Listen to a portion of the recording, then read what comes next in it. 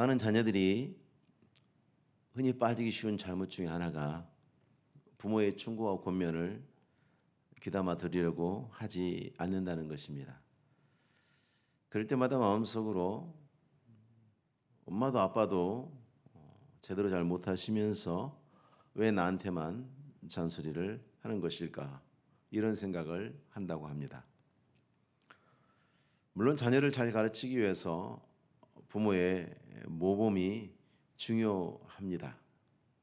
그러나 부모가 모범적이지 못한 과거를 가졌기 때문에 부모의 충고와 권면은 의미가 없는 것이다, 이렇게 무시한다는 것 또한 어리석은 일이 될 것입니다. 인간은 성공을 통해서보다 실패를 통해서 훨씬 많은 것을 배우기 때문입니다. 그렇기 때문에 부모의 삶이 자식이 보기에는 부족한 점이 많이 있다고 할지라도 그 충고가 가치 없다고 거절할 수만은 없는 것입니다. 오히려 그 교훈 자체가 뼈저린 경험에서 나온 것이기 때문에 훨씬 더 깊은 교훈이 있는 경우가 많습니다. 본문은 이스라엘 왕 솔로몬이 아버지로서 아들에게 주는 개인적인 충고와 권면의 형식을 담고 있습니다마는 모든 시대의 모든 하나님의 자녀들에게 주시는 하나님 아버지의 지극한 사랑의 권면이 내용입니다. 왜냐하면 본문에 아비의 훈계와 어미의 법이라는 표현만 봐도 솔로몬의 그 아내들의 가르침만으로 해석할 수는 없습니다. 자녀를 향한 부모의 사랑이 지극하다고 해도 아버지가 가르치는 것이, 어머니가 가르치는 것이 항상 정답일 수는 없기 때문에 그렇습니다. 그래서 이 본문의 교훈은 솔로몬의 것도 아니고 그 아내의 것도 아니라 하나님께서 성령의 감동으로 기록하신 것입니다.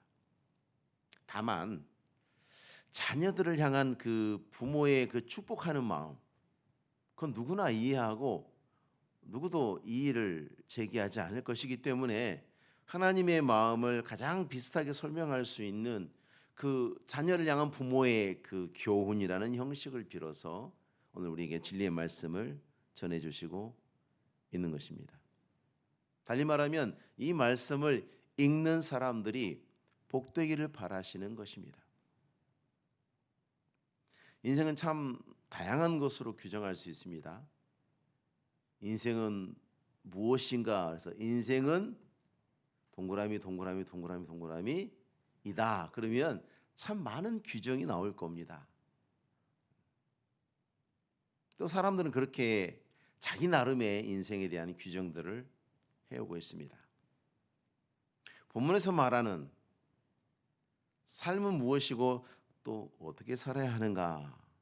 본문이 초점을 맞추고 있는 것은 사람과의 만남, 외형적으로는 사람과의 만남을 이제 설명하고 있습니다. 사람과의 만남을 통해서 사람은 인생을 만들어가죠. 이 세상에 태어날 때는 부모를 만납니다.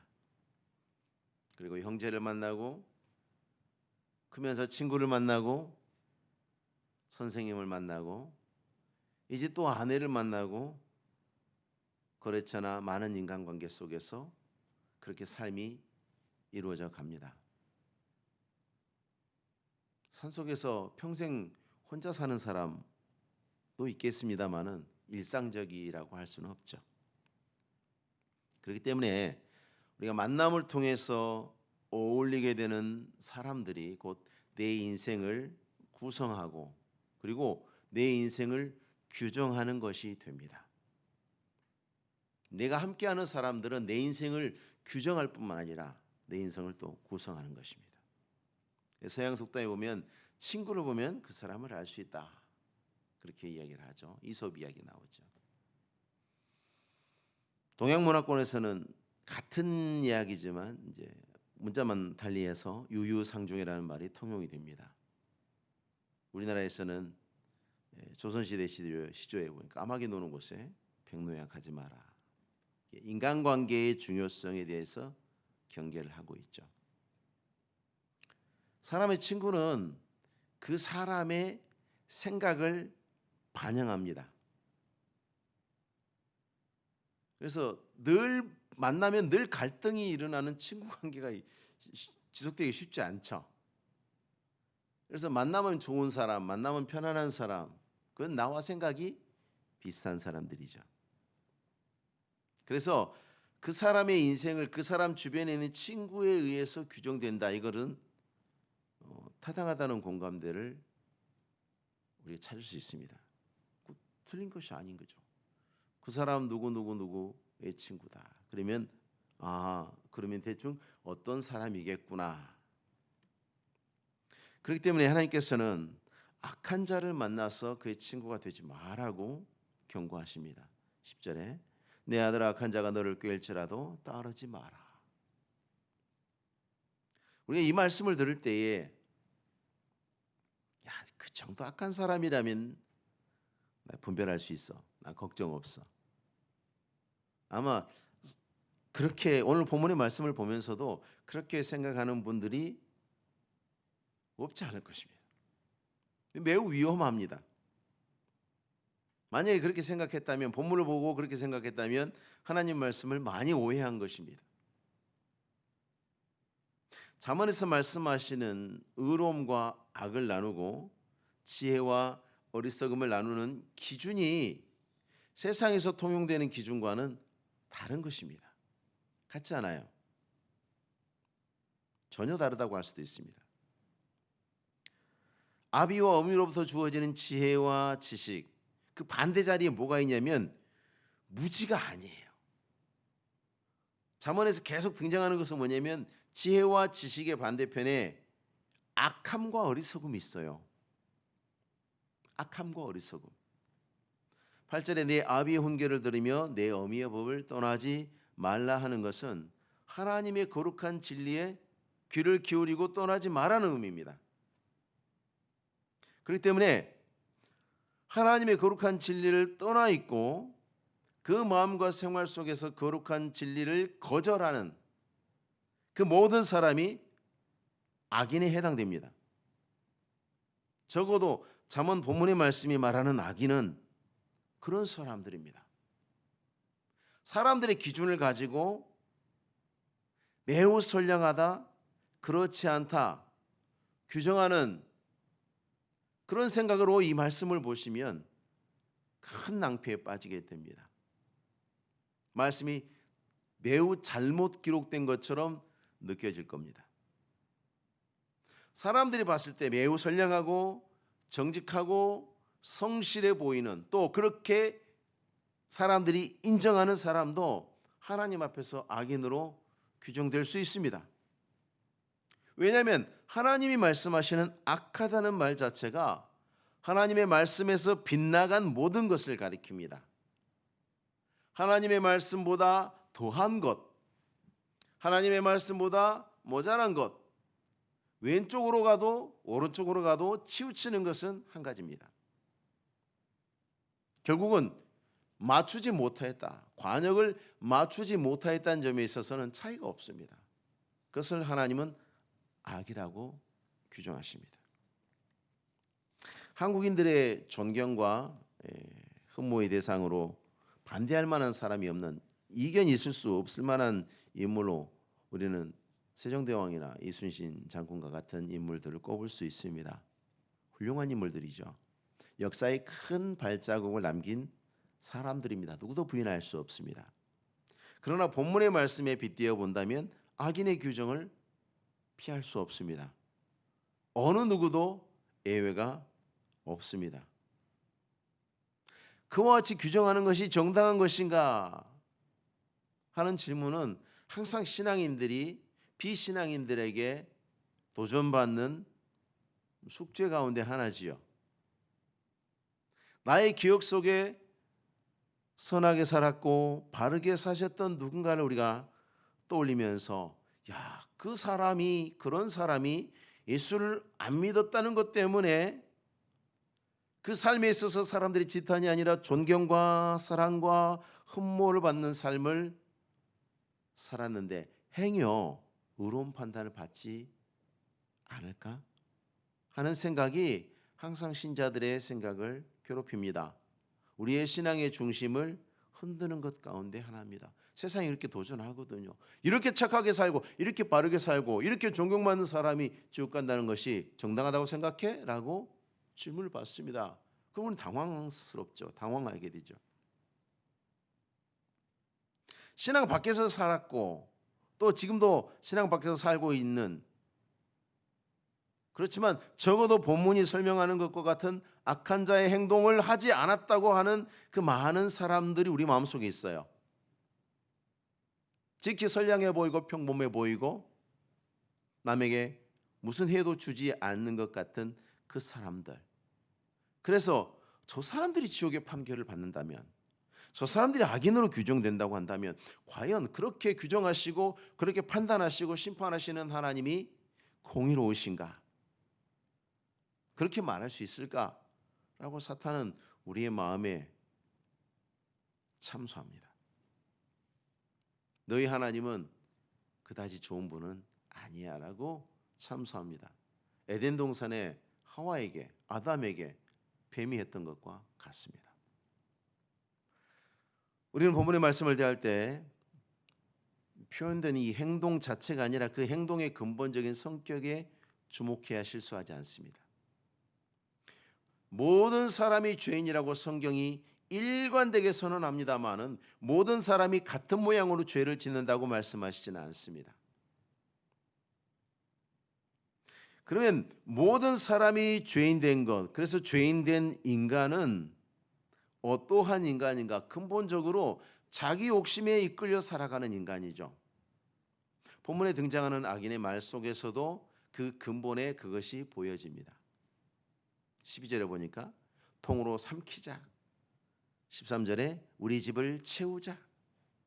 이 사람이 지금 어떤 계획을 세우고 어떤 행동을 하는 그 최종 목적이 뭐냐면 자기를 위한 거죠. 자기 욕심을 위한 이기심입니다. 다른 사람의 형편이라든지 옳고 그른 문제보다 우선시 되는 게 뭐냐? 자기 욕심입니다. 미국의 대통령 선거 국면에서 여론조사가 있었습니다. 근데 참 놀라운 점이 보입니다. 무엇이 정말 중요한가라고 했을 때 코로나19요? 아닙니다. 인종차별 문제요? 아닙니다. 제일 중요한 것은 경제 문제라고 합니다. 내 주머니에 돈이 덜 들어오고 내 주머니에서 돈이 나가는 것을 참지 못하겠다는 거죠. 코로나로 얼마나 많은 사람이 죽고 미국은 수십만 명이 죽었죠. 중요하지 않다고 합니다. 내 주머니 돈보다. 그닥 놀라운 일이 아닙니다. 왜? 원래 인간이 그렇습니다. 모든 인간에게 작동하는 요소, 바로 이기심이죠. 자기만을 우선하는 이기심을 당연한 진리로 받아들이면 안 됩니다. 다 그렇게 살지만 예수 믿는 사람들은 그걸 당연한 진리로 받아들이면 안 됩니다. 공산주의가 왜 망했는가? 인간의 이기심을 간과한 거죠. 인간의 이기심을 간과했기 때문에 공산주의가 망한 거예요. 굉장히 멋있는 책이죠. 사도행전에 처음에 구현되고 있는 그 사회가 공산주의 사회예요. 그게 가능했던 것은 교회니까, 성령의 역사가 있었기 때문에, 인간의 이기심이 통제되었기 때문에 가능합니다. 그러나 이기심은 무서운 겁니다. 이기심처럼 무서운 것이 없습니다. 무슨 일이든지 합니다. 세상은 이 같은 이기심을 끊임없이 자극하며 유혹하는 구조 속에 있습니다. 우리가 그 속에 있죠.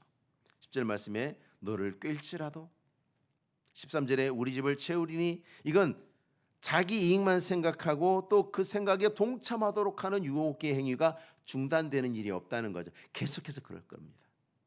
계속해서 우리의 이기심을, 우리의 욕심을 채우자라고 우리를 꼬이는 일이 밤낮으로 매일 끊임없이 계속될 겁니다. 세상이 끝나기 전까지는 이 세상에서 그렇게 자기만을 위하는 이기심, 곧 악을 행하는 일들이 중단되지 않을 것입니다.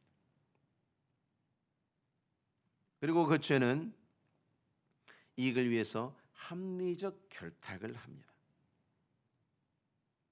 자기의 탐욕을, 자기의 그 이기심을 충족시키기 위해서, 그것을 이기심을 충족시키는 것을 안정적으로 극대화하기 위해서, 그 목적을 위해서 효과적으로 조직하고 또 분배하는 구조를 갖춥니다. 그리고 그 분배의 구조 안에서는 그 나름의 정의와 공평이 보장이 됩니다. 또 그 나름의 정의와 공평을 추구합니다. 그것을 통해서 강력한 세력을 구축하기 쉽습니다. 왜냐하면 그 본성에 맞아요. 인간의 본성에.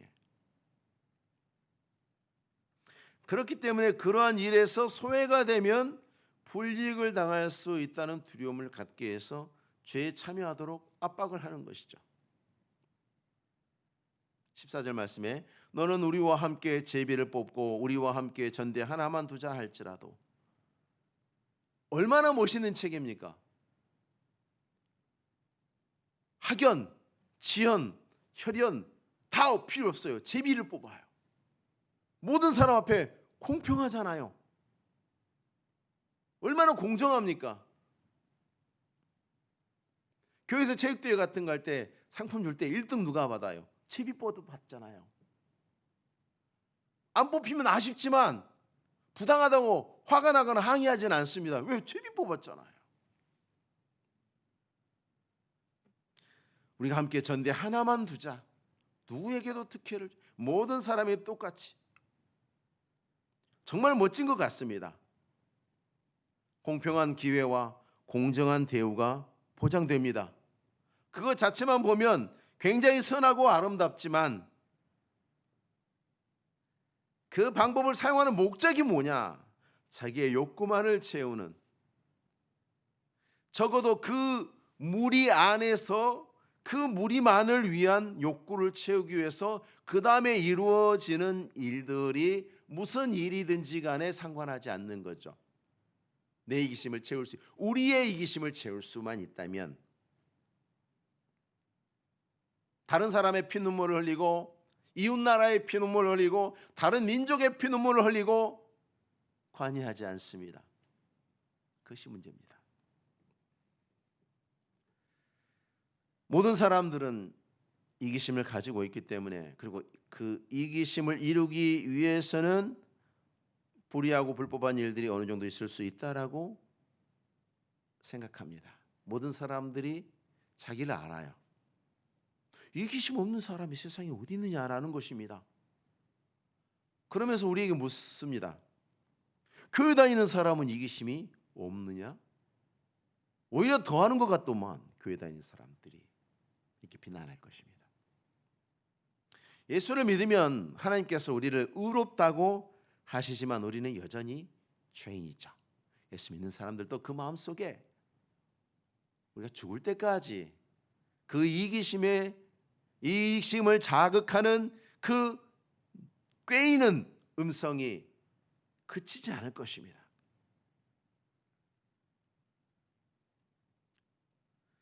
자기만을 위한 악함은 역설적이게도 자기 자신을 파멸하는 것으로 이끌어갑니다.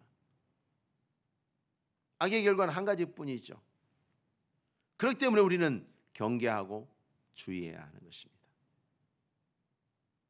18절에 결국 죄가 그 죄의 주인을 파멸시키게 될 것이라고 경고를 하시죠. 그들이 가만히 엎드림은 자기의 피를 흘릴 것이, 숨어 기다리면 자기 생명을 해할 뿐이니. 이게 그렇게 되는 것입니다. 이게 악이라는 것이 증명이 되는 거죠. 자기 이익을 위해서 무슨 일이든지 할 수 있다고 최선을 다하고 있는 그 모습이 자기를 죽이기 위해서, 망하기 위해서 최선을 다하는 것입니다. 사람이 무엇으로 심든지 그대로 거두는 것이 하나님의 법이죠. 그리고 죄의 삭은 사망입니다. 죄를 뿌리면 사망을 거두게 됩니다. 이건 변할 수 없는 진리죠. 당장에는 내 이익을 추구하고 나와 함께 이익을 추구하는 사람들과 함께 방법을 모색하고 공평을 도모하고 공정하게 분배한다고 할지라도 그 삶이 굉장히 그래서 효과적이고 지혜로운 선택이고 이로워 보일지라도 결국은 자기 생명을 해하고 생명을 잃게 되는 심판으로 끝나게 되는 비극의 길입니다. 마치 떨어져 죽기 위해서 떨어져 죽을 줄도 모르고 온 힘을 다해서 절벽을 기어오르는 것과 같습니다. 올라가서 떨어져서 죽을 줄 알았더라면 누가 그렇게 필사적으로 기어 올라가겠습니까? 자기를 위해서 열심히 자기만을 위해서 사는, 열심히 자기만을 위해서 사는 것은 죄를 더 쌓는 것입니다. 그래서 15절에 하나님께서는 우리들에게 내 아들아 그들과 함께 길에 다니지 마라 간곡하게 말씀하시는 겁니다. 시편 1편에서도 죄인들의 길에 서지 않는 사람이 복이 있는 사람이다 그리 말씀하셨습니다. 여기서도 악인들과 함께 길에 다니지 말라라고 말씀을 하시면서 그러면 그것이 어디에 달려 있느냐? 우리의 발에 달려 있다 이렇게 지적하십니다. 너의 발을 금하여 그 길을 밟지 마라. 길과 발에 대한 언급은 시편 119편에도 언급된 바 있어요. 주의 말씀은 내 발의 등이요 내 길의 빛이니이다. 길이라는 것은요 발이 많이 밟으면 만들어지는 것이죠. 그래서 고착이 되어서 습관으로 굳어진 것을 길이라고 말합니다. 길들었다, 길이 났다, 다 고착이 되어서 습관으로 굳어진 것입니다. 똑같은 회사에서 만든 자동차도 주인이 그 차를 어떻게 길들였냐에 따라서 어떤 차는 잘 달리고 어떤 차는 엄청 잘 안 달려집니다. 똑같은 부속품이고 똑같은 설계인데도 그래요. 길든다는 게 그렇게 무서운 것입니다. 길이라는 게 이렇게 무섭습니다. 그리고 그 발은 그 습관을 선택하는 나의 결정과 행위입니다. 내가 이렇게 결정하고 그렇게 행동하고 또 결정하고 행동하고 그러면 그 길이 내 길이 됩니다. 그 길이 되고 그 길이 내 길이 됩니다. 악인들의 길에 우리가 관여할 수는 없습니다. 그 길을 없앨 수는 없습니다. 왜? 나 말고도 너무나 많은 사람들이 그 길을 가요. 그 길은 없어지지 않아요. 세상의 종말까지 그 길은 없어지지 않아요. 그러나 내 발걸음은 내 책임 아래에 있는 것입니다. 악은 우리에게 길을 보여줄 것입니다. 이런 길이 있다. 굉장히 이롭다. 많은 이익이 있을 것이다. 우리가 보장한다. 함께하자. 끊임없이 유혹할 것입니다. 우리의 발걸음을 그들과 함께하지 말라고 경고하시고 하나님께서 그렇게 권하시는 것은 그 마지막이 사망과 멸망입니다. 그래서 그런 것입니다. 세상이 보여주는 그 길을 따라가지 마라. 이익이 있어 보이고 보장되고 좋아 보이고 굉장히 지혜로운 판단인 것 같지만 망하는 길이다. 그 길로 가지 마라. 사라지지 않고 그 길은 세대의 세대를 거듭해서 남아있을 것입니다. 그렇다면 그 길을 어떻게 안 갈 수 있을 것인가? 이 땅에서 하나님께 드릴 수 있는 유일한 것은 다 뭡니까? 위로부터 오는 거죠. 하나님께서 하나님이 주신 거룩한 지식을 따라서 드리는 것뿐입니다. 우리의 모든 순종도 지식에 근거한 것, 거룩한 지식에 근거한 것이 되어야 하고 우리의 기도도 위로부터 주신 언약의 말씀을 따라서 간구하는 것이 되어야 합니다. 내 마음대로 기도하고 내 마음대로 해놓고 하나님 받으시옵소서 가인입니다. 야고보서 1장 17절에 온갖 좋은 은사와 온전한 선물이 다 위로부터 빛들의 아버지께로부터 내려오나니 하나님이 주신 말씀, 우리에게 주신 그 언약의 말씀, 은혜의 말씀, 그것이 우리에게 주신 선물이고 또 우리가 하나님께 드리는 예물이 됩니다. 그것으로만 우리는 하나님을 섬길 수 있고 하나님께 드릴 수 있고 하나님께서는 그것만 받으십니다. 내가 하고 싶은 내 마음대로 내가 규정하는 대로 해서 하나님 이것은 내 정성이니 받으시옵소서, 지성이면 감천이라는 것은 세상에 통용되는 것이지 하나님 앞에 통용되지 않습니다. 하나님은 언약의 말씀을 주시고 순종을 원하시죠. 그 말씀에 따른 순종을 원하시죠. 구약 성경에 하나님이 처음 익은 열매를 드리라고 하셨을 때에 하나님이 그렇게 말씀하셨기 때문에 그 진리의 말씀 때문에 하나님께 드려지는 처음 익은 열매가 거룩한 것이 되는 겁니다. 아무 생각 없이 그냥 처음으로 추수한 것 있으니까 하나님 받으시옵소서라고 한다면 그것을 받으십니까? 그렇게 말씀하셨을지라도 그 사람의 마음속에 그 말씀이 없으면 안 받으십니다. 우리 소득의 11조도 마찬가지죠. 그것이 하나님의 것이니 내 것이니 내게 돌리라고 하나님께서 말씀하셨기 때문에 우리가 드리는 11조가 하나님 앞에 향기로운 예물이 되는 것입니다. 모든 것의 10분의 1이 그냥 그 자체로 하나님을 기쁘시게 하는 향기로운 예물이 되는 것이 아니라 아무 생각 없이 드리는 것 하나님이 안 받으십니다. 하나님께서 바리새인들의 11조를 안 받으셨다고 예수님이 말씀하셨죠.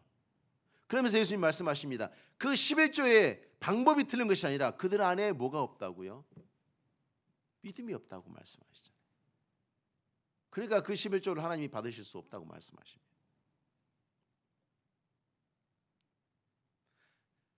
신약에서 주님께서는 세례와 성찬으로 우리에게 또 제정을 하셔서 우리가 그것을 신실하게 지킨 이유는 주께서 그렇게 말씀하셨기 때문입니다. 진리의 말씀을 따르지 않는, 진리의 말씀을 마음으로 따르지 않는 가운데 드려지는 모든 종교 행위는 하나님께서 거절하십니다. 이 지식을 따를 때에 우리가 내 욕심을 따라서 악한 길에 악인들과 함께 걸어가지 않게 되는데 다른 방법이 없어요. 이 방법뿐입니다. 그래서 7절 말씀에 지혜와 훈계를 멸시하는 사람은 유일한 생명의 길을 멸시하는 것이고 결과적으로 자기 욕심을 따라서 멸망의 길로 가기 때문에 미련한 자라고 규정이 되는 겁니다. 지혜와 훈계를 멸시하면 그 길밖에 없어요. 그 길은 지혜와 훈계를 멸시하는 모든 사람들이 모여서 가는 길이에요. 그럼 그 길을 가지 않고자 하는 사람들은 하나님의 지혜와 훈계를 따라야 하겠죠.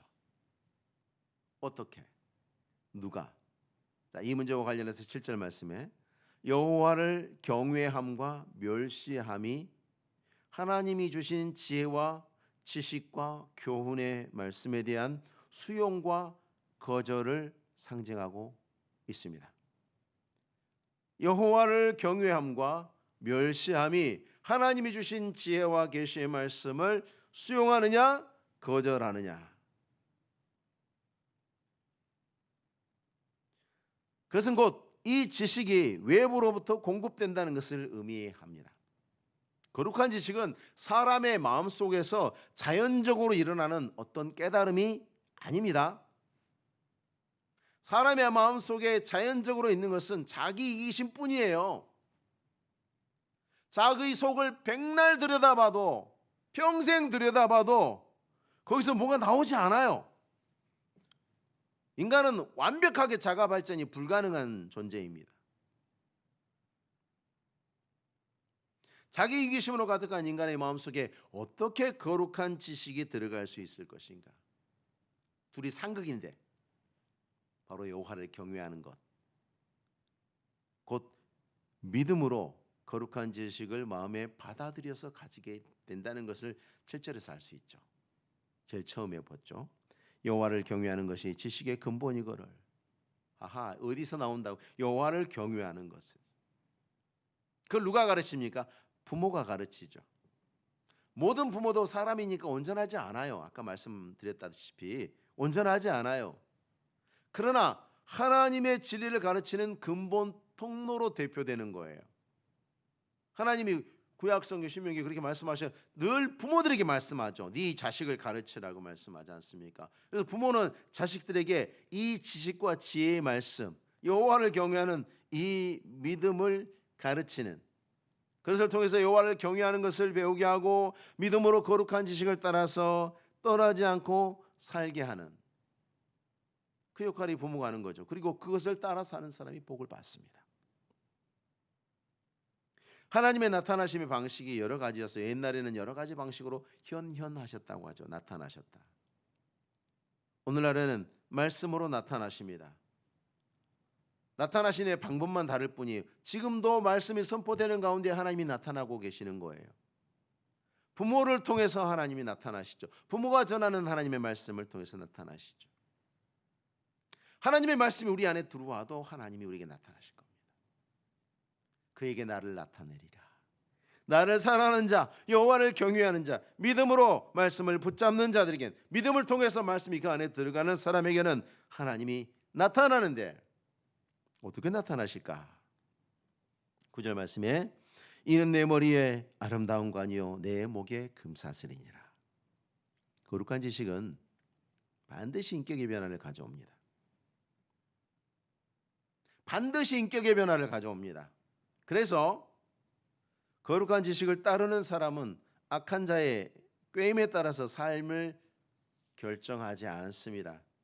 한두 번 속을 수는 있어요. 그러나 삶을 결정하진 않아요.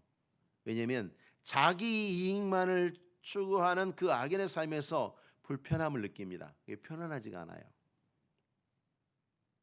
인간이 가진 모든 지식과 거룩한 지식이 다른 점이 바로 여기에 있습니다. 인간이 가진 모든 지식은 인간을 변화시키지 않아요. 더 교묘하게 할 뿐이죠. 결국은 자기만을 위하는 그 인간을 변화시키지 않아요. 심지어 나라를 위해서 죽는 것도 자기 이름을 남기기 위해서예요. 거룩한 지식은 실제적으로 사람의 마음을 변화시켜서 새로운 인품이 나타나게 합니다. 신약성경에서 말씀하시는 그 바로 하나님의 새로운 피조물, 새로운 창조물이 되는 것입니다. 그렇기 때문에 나는 정말 이 과거의 그 모든 얽매인 사슬들을 내가 정말 끊어버리고 나 자신도 내가 싫다. 나의 모든 그 악함으로부터 벗어나고자 하는 사람은 예수를 믿어야 되는 겁니다. 예수를 믿고 하나님의 말씀을 받아들이면 그 말씀이 그 사람 속에서 그 사람을 변화시키기 시작합니다. 머리에 아름다운 관이 되는 것입니다. 그리고 그 인격의 변화는 다른 사람들로부터 신뢰를 얻어서 존귀 여김을 받게 합니다. 우리 사회에 지금 교회가 참 지탄의 대상이 되어 있죠. 많은 사람이 손가락질하고 목사와 장로들이 웃음거리가 되었습니다. 고매한 인품을 가진 사람들을 존경하지 않는 사회, 그건 극도로 패역한 사회고 심판이 임박한 공동체죠. 우리 사회가 그런 사회일까요? 아닌 것 같습니다.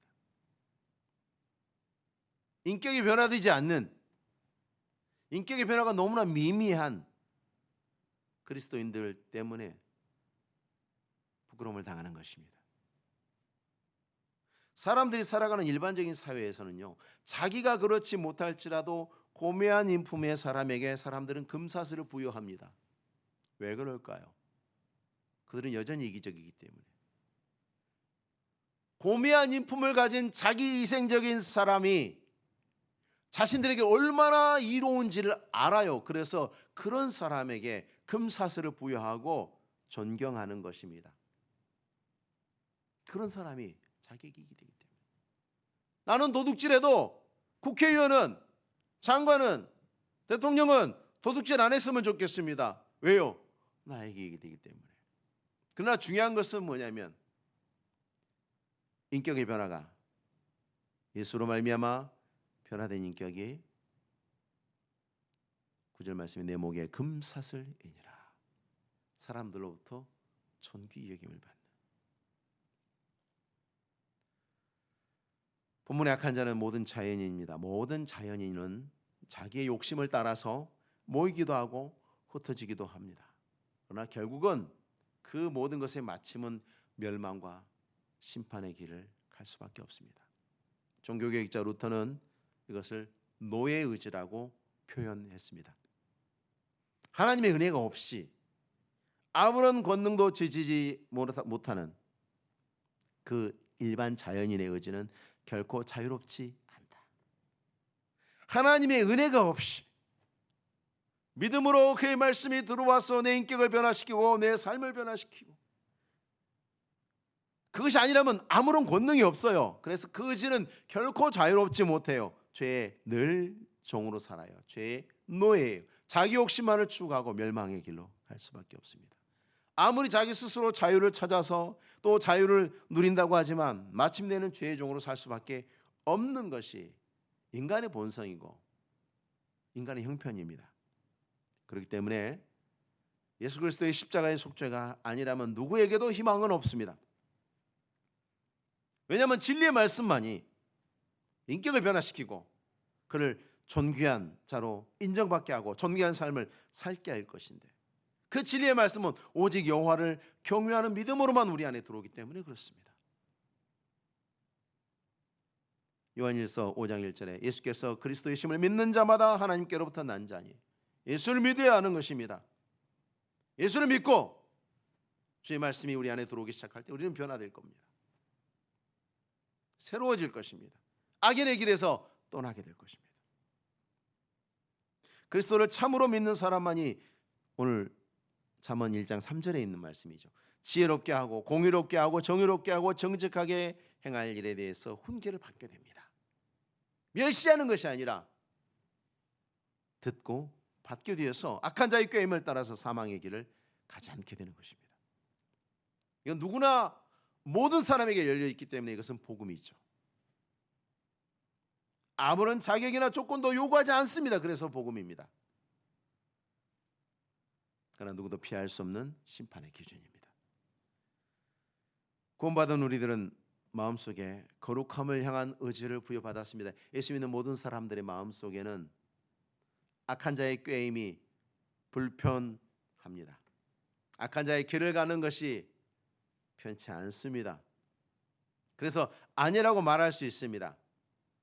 그리고 그 길에 끌려가지 않도록 세상에 있는 모든 자연인은 그 의지가 자유롭지 못하기 때문에 그 모든 꼬임에 반드시 그 길로 끌려가지만, 그 길에 끌려가지 않도록 말씀하시는 하나님의 말씀을 따라서 그 발을 금할 수 있어요. 누가요? 예수 믿고 거듭난 사람만이. 주의 말씀을 따라서, 하나님께서 우리에게 주신 그 은혜를 따라서 우리의 발걸음이 항상 거룩한 지식의 말씀을 따르므로 사랑하는 우리 모든 성도님들의 머리에는 아름다운 관이 우리의 인격과 인품의 열매가 되고, 우리의 목에는 그로 말미암아 금사슬의 존귀와 영광이 우리의 삶의 결실이 되어야 할 줄로 믿고, 오늘도 우리의 삶에 충고하시고 권면하시는 주의 음성을 따라서 승리 가운데 또 은혜로운 길을 걸으시는 우리 성도님들 다 되시기를 바랍니다. 기도하겠습니다.